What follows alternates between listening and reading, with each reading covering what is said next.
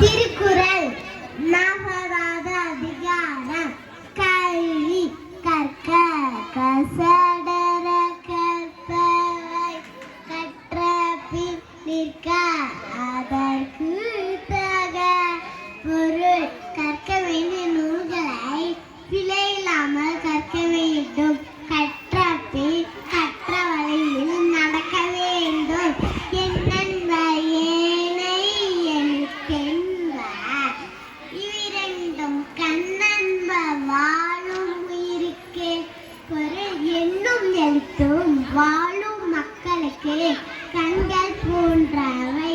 கண்ணுடையார் என்பவர் கற்றோர் முகத்தீரெண்டு புண்ணுடையார் கல்லாதவர் பொருள். கண்ணுடையார் என்று கூறப்படவர் கற்றவராவார். கல்லாதவர்கள் தன் முகத்தில் இரண்டு புண்ணுடையார்.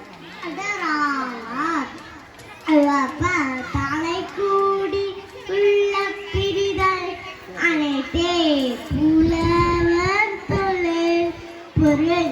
எல்லாரும் மகிழும் வகையில் கூடியிருந்து இனி என்றும் இருக்கிறோம் என்று எண்ணும்படியாக பிரிதல் கல்வி அறிஞரது செயலாகும். உடையார் முன்னில்லார் போல் ஏக்கச்சுங்கச்சார் கடையரே கல்லாதவர் பொருள்.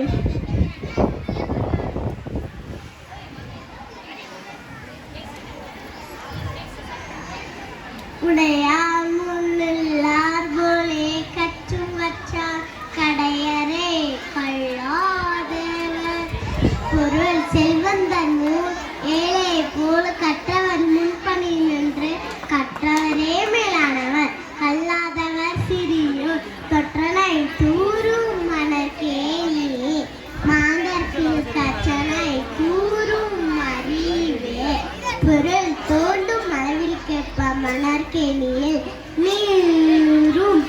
அதுபோல நூல்களை கற்க கற்க மக்களுக்கு அறிவு வளரும். யாதானம் நாடாமல் ஊராமல் என்னருவர் சார்ந்துரையும் கல்லாதவாறு பொருள். கற்றவருக்கு இந்த நாடும் என்ற ஊர் தன்னுடையது என்று இருக்க இறக்கும் வரை கல்லாதிருப்பது ஏன்?